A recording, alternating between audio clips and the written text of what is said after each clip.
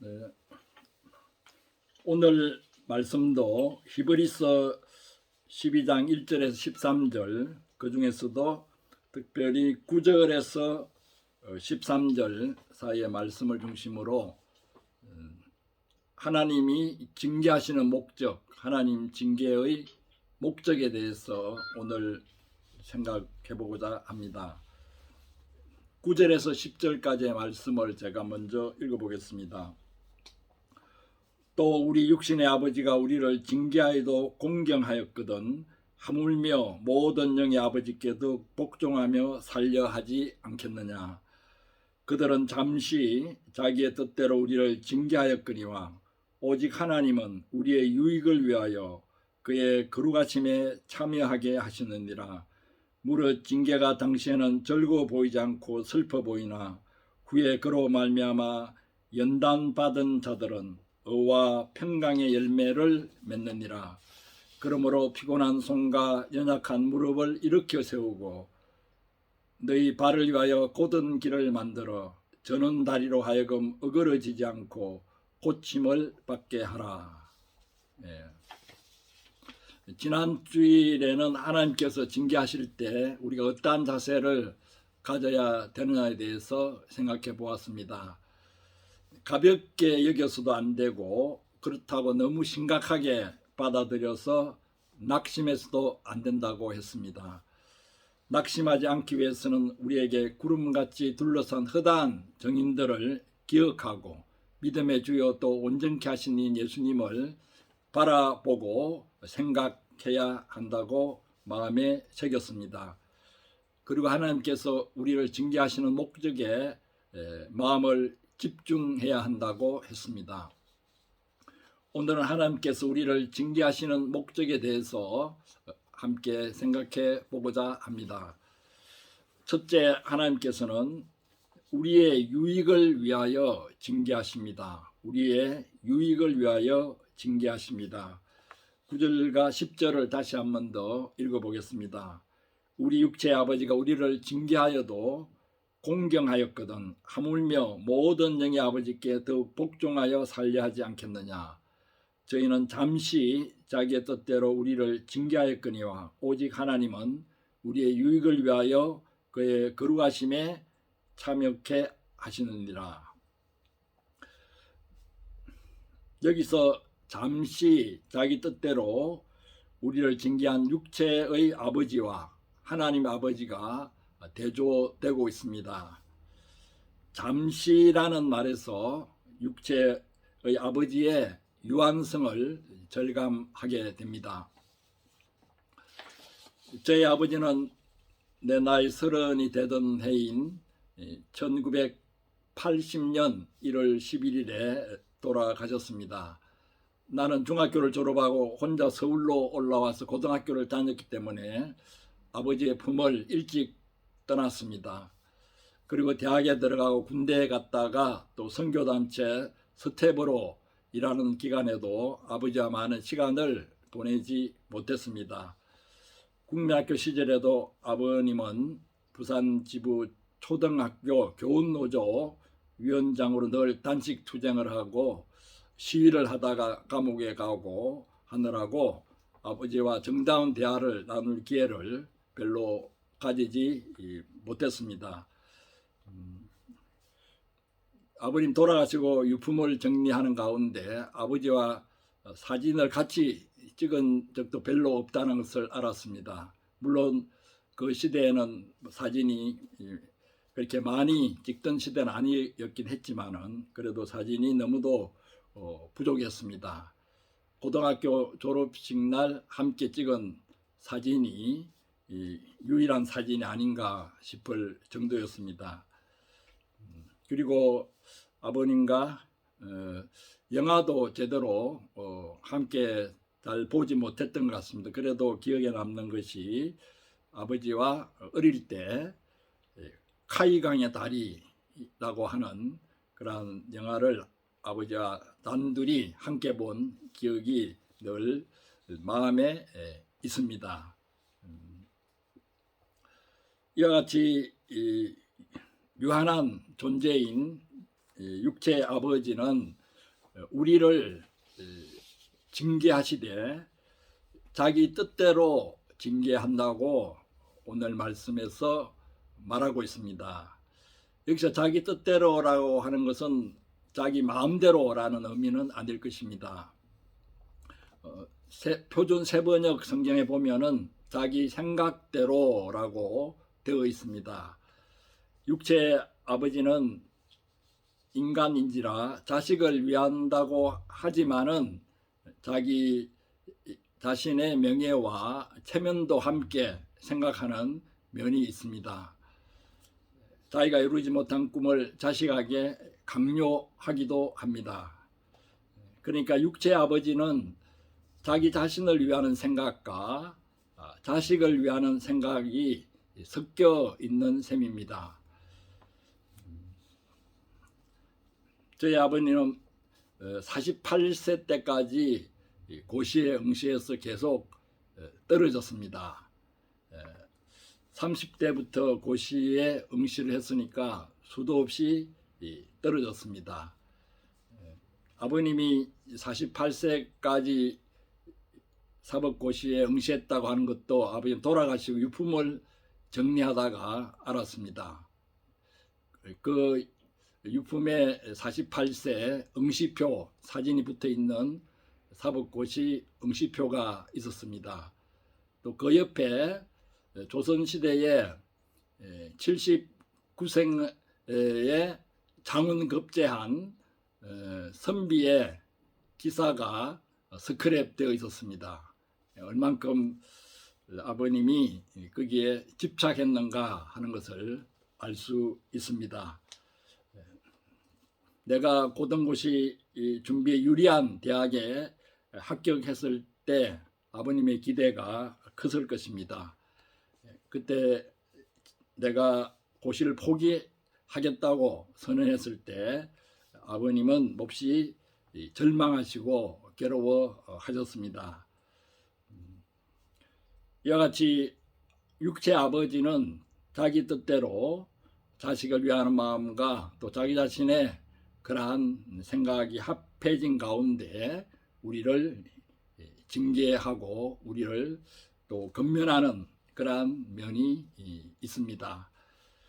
그렇게 불완전한 육체의 아버지이긴 하지만은 우리를 징계할 때 우리는 아버님을 공경합니다.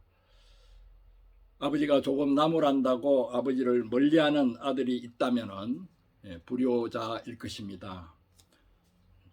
또 우리 육체의 아버지가 우리를 징계하여도 공경하였거든 하물며 모든 영의 아버지께 더욱 복종하여 살려 하지 않겠느냐. 하나님은 육체 아버지와는 달리 오직 우리의 유익을 위하여 징계하시기 때문에 우리는 더욱 공경하고 복종하게 됩니다. 우리 인간은 자신에게 진정으로 유익한 것은 거부하고 유익하지 않은 것을 오히려 탐하는 본성이 있습니다. 무엇이 과연 진정으로 유익한 것인지 잘 분별하지도 못합니다. 어떤 경우는 유익하지 않다는 것을 분명히 알면서도 그것이 주는 이익과 쾌락으로 인해서 빠져들기도 합니다.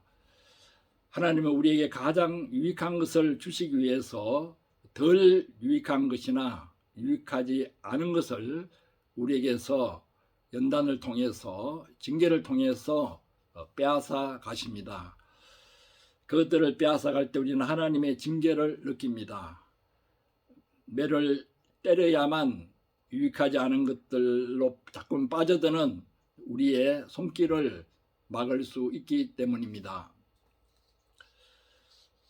그런데 하나님의 징계가 떨어질 그 당시에는 유익과는 거리가 먼 상황이 벌어진 것만 같습니다. 우리에게 유익하기는커녕 고통과 절망을 안겨주는 일들만이 연속되는 듯이 여겨집니다. 하지만 우리가 하나님의 징계를 느낄 때 우리에게 가장 유익한 것을 주시려고 하시는 하나님의 목적과 뜻을 새기고 우리 마음도 거기에 맞추어야 합니다. 그러나 그렇게 하는 것은 말처럼 쉬운 일이 아닙니다.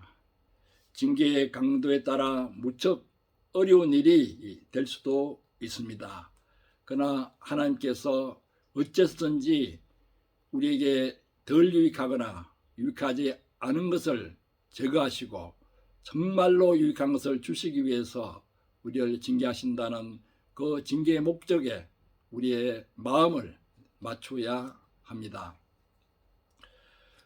둘째로 하나님께서는 하나님의 거룩하심에 참여하도록 하시기 위해서 우리를 징계하십니다. 하나님의 거룩하심에 참여하도록 하시기 위해서 징계하십니다.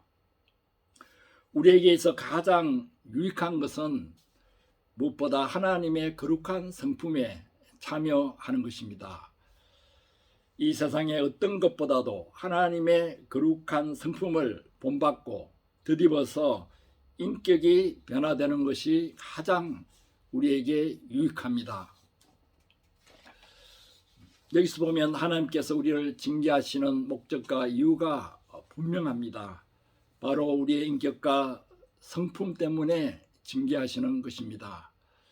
우리의 가정과 학교, 직장과 교회에서 일어나는 문제들 대부분이 사실은 우리 자신의 인격과 성품의 문제 때문에 일어난다고 해도 과언이 아닙니다. 우리가 문제의 원인을 외부적인 것들로 돌리려고 하지만은 많은 경우 자신의 인격과 성품의 결함이 가장 심각한 문제라는 것을 절감하게 됩니다. 거룩이라는 단어가 지난번에도 설명했지만은 히브리어로 코데스라고 합니다. 코데스는 카다라는 말에서 나왔는데 카다는 분리하다, 구별하다는 뜻입니다. 성경의 거룩이라는 개념은 지난번에도 말했듯이 동양에서 자주 쓰이는 예절할 때 예라는 말과 통합니다. 중국 고전 예기에 보면은 예는 서로를 구별하게 하고 악은 서로를 친밀하게 한다고 했습니다. 예는 서로를 구별하게 하고 악은 서로를 친밀하게 한다고 했습니다. 그 대목이 아주 인상적이어서 한번 인용해 보겠습니다. 악은 같은 일을 하고 예는 달리 하는 일을 한다. 같으면 서로 친하게 되고 다르면 서로 공경하게 된다. 악이 지나쳐 예가 없으면 서로 공경함이 없어지고 예가 지나쳐 악이 없으면 친함이 없어진다. 악은 하늘로부터 말미암아 만들어진 것이요 예는 땅의 법칙을 본받아 만들어진 것이다. 악은 만물을 생성케 하는 원기를 드러내고 예는 생성된 만물을 질서 있게 정리하는 역할을 한다. 예와 악이 어우러지는 것은 천지가 화합하는 것과 같다. 진정으로 악을 아는 자는 예에 가깝고 진정으로 예를 아는 자는 악에 가깝다고 할 수 있다. 예와 악을 모두 얻은 자를 가리켜 유덕자라고 한다. 그 대상을 진정으로 공경할 줄 알아야 그 대상과 진정으로 친밀해질 수 있다는 것입니다. 이것은 신앙생활과 관련해서도 중요한 의미를 가지고 있습니다. 하나님을 거룩하게 높이는 일을 우리가 예배라고 하는데 하나님을 예를 다하여 공경할 때 하나님과 진정으로 친밀해질 수 있습니다. 예를 다할 때 악이 따라오게 됩니다. 예배를 드릴 때에도 음악이 항상 따라오게 되는 것도 예와 악이 한데 어우러지기 위함입니다. 인간관계도 마찬가지입니다. 부모님과 연장자를 예를 다하여 공경할 때 부모님과 연장자와 진정으로 친밀해질 수 있습니다. 신자가 되기 전에 먼저 사람이 되어야 한다는 말이 있습니다. 사람이라는 것은 예를 알고 지키는 인간을 뜻합니다. 동양 예절서에서만 장유유수의 그러한 지침이 있는 것은 아닙니다. 구약과 신약에서도 자주 반복되고 있습니다. 신앙인이든 비신앙인이든 부모님과 연장자에 대한 예절을 지키는 것은 인간으로서 마땅히 해야 할 일입니다. 이것은 신앙 이전의 문제입니다. 신앙적으로 건면할 때에도 연장자에 대한 예절은 반드시 지켜야 한다고 바울도 젊은 디모데에게 말하고 있습니다. 신앙적으로 우위에 있다고 연장자에 대한 예의를 지키지 않는 자가 있다면 그런 자는 사실 신앙적으로 우위에 있는 것도 아니고 더 나아가 거듭난 신앙인인지 의심하지 않을 수 없습니다. 인간적인 예절을 잘 지킨다고 신자가 될 수 있는 것은 아닙니다. 그러나 거듭난 신앙인은 신앙을 내세우며 버릇없이 행하지 않고 인간관계에서도 예절을 지킬 줄 아는 성품을 가지게 됩니다. 하나님의 거룩한 성품이 우리에게서는 인간관계에서의 예절로 발현된다고 해도 과언이 아닙니다. 가정에서 부부 사이에 지켜야 할 예절이 있습니다. 부모와 자식 간에 지켜야 할 예절이 있습니다. 학교에서도 선생과 제자들 사이에 지켜야 할 예절이 있습니다. 직장에서는 상급자와 하급자 사이에 지켜야 할 예절이 있습니다. 교회에서는 담임 목회자와 교인 간에 지켜야 할 예절이 있고 교인 상호 간에 지켜야 할 예절이 있습니다. 그 외에 여러 인간관계에서 지켜야 할 예절들이 있습니다. 하나님의 거룩하심에 참여하는 일은 이러한 예절들과 무관하지 않습니다. 오히려 많은 경우에 하나님의 거룩하심에 참여하는 일이 이러한 예절과 밀접한 관련이 있습니다. 이런 예절들을 무시하고 하나님의 거룩하심에 참여한다는 것은 넌센스입니다. 물론 하나님의 거룩하심에 참여하는 일이 이런 예절의 차원에만 머무는 것은 아닙니다. 예절의 차원을 훨씬 뛰어넘어서 자기를 내어주는 희생적인 사랑의 단계로까지 나아가게 됩니다. 인간관계에서의 예절을 지킬 뿐 아니라 희생적인 사랑의 인격과 성품까지 갖추도록 하기 위해서, 즉 하나님의 거룩하심에 참여하도록 하기 위해서 하나님께서는 우리의 버릇없고 이기적인 성품들을 깨뜨리시고 징계하십니다. 하나님의 징계를 느낄 때에는 자기가 지금까지 이루어온 것이 완전히 무시당하는 듯이 느껴질 때도 있습니다. 그러나 좀 더 거룩한 성품의 단계로 나가도록 하시는 징계임을 깨닫게 되면은 낙심하지 않고 인내할 수 있습니다. 저 자신도 여러 가지 교만과 자만심 또 자존심들이 많은 가운데 이런 하나님의 징계를 많이 받아온 셈입니다. 우리 성품의 모나고 삐뚤어진 부분들을 징계의 끌로 다듬으셔서 궁극적으로는 예수 그리스도의 성품을 이루어 하나님의 거룩하심에 참여하도록 하십니다. 셋째로 의와 평강의 열매를 맺게 하시기 위해서 징계하십니다. 의와 평강의 열매를 맺게 하시기 위해서 징계하십니다. 11절 말씀을 다시 읽겠습니다. 무릇 징계가 당시에는 즐거워 보이지 않고 슬퍼 보이나 후에 그로 말미암아 연단한 자에게는 의와 평강의 열매를 맺나니. 즐거워 보이는 징계는 이 세상에 하나도 없습니다. 공무원사회에서는 징계라는 말만 들어도 스트레스를 받는다고 합니다. 하나님의 징계가 있을 때 그 당시는 즐거워 보이지 않고 슬퍼 보입니다. 그러나 어째서든지 그러한 징계를 감당하고 인내하게 되면은 그 징계는 연단이 됩니다. 징계 플러스 인내는 연단입니다. 징계 속에 인내할 때에 연단을 받게 됩니다. 그런데 인내는 그냥 꾹 참는 인종과는 다릅니다. 마음의 억울함을 풀지 않은 채 참을 수도 있습니다. 그러나 그러한 참음은 아무 유익이 없습니다. 마음의 쓴뿌리만 키우게 됩니다.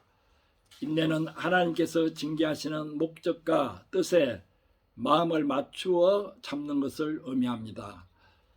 필요한 훈련을 받을 준비를 갖추는 그 자세를 의미합니다. 그럴 때 징계로 말미암아 연단을 받게 되고 의와 평강의 열매를 맺게 된다고 말씀하고 있습니다. 의라고 하는 것은 성경에서는 바른 관계를 의미합니다. 하나님과의 바른 관계, 인간 관계에서의 바른 관계를 뜻합니다. 사회 정의라는 것도 사회에서 인간들이 서로 바른 관계를 맺는 것을 의미합니다. 하나님과 바른 관계를 맺을 때 그 영혼은 비로소 평강을 누립니다. 가정에서 부부 사이에 바른 관계가 이루어지고 부모와 자식 간의 바른 관계가 이루어질 때 그 가정은 평강을 누리게 됩니다. 사회에서 지도자와 백성, 기업가와 노동자, 교사와 학생 등 여러 인간관계가 바르게 정립될 때 그 사회는 정의로운 사회가 되고 평강을 얻게 됩니다. 교회도 마찬가지입니다. 담임 목회자와 교인 간의, 교인 상호 간의 바른 관계가 이루어질 때 그 교회는 평강의 열매를 맺습니다. 이런 바른 관계를 통한 평강의 열매, 의와 평강의 열매를 얻도록 하나님께서는 우리를 징계하십니다. 이상에서 하나님께서 우리를 징계하시는 목적에 대해서 생각해 보았습니다. 첫째로 하나님께서는 우리의 유익을 위하여 징계하십니다. 둘째로 하나님께서는 하나님의 거룩하심에 참여하도록 하시기 위해서 우리를 징계하십니다. 셋째는 하나님께서 의와 평강의 열매를 맺게 하기 위해서 우리를 징계하십니다. 하나님의 징계를 느낄 때 이러한 하나님의 징계의 목적에 우리의 마음을 집중해야 합니다. 그리고 인내해야 합니다. 징계를 받는 동안에 인내함으로써 그것이 좋은 연단이 되고 귀중한 신앙과 인생의 열매를 맺도록 우리 자신을 지켜나가야겠습니다. 그러므로 피곤한 손과 연약한 무릎을 일으켜 세우고 너희 발을 위하여 곧은 길을 만들어 저는 다리로 하여금 어그러지지 않고 고침을 받게 하라. 피곤한 손과 연약한 무릎을 일으켜 세우고 힘들고 어렵지만은 우리가 점점 더 연단을 통해서 높은 신앙 단계로 나아가겠습니다. 이러한 은혜와 축복이 여러분과 저에게 있기를 축원합니다. 아멘.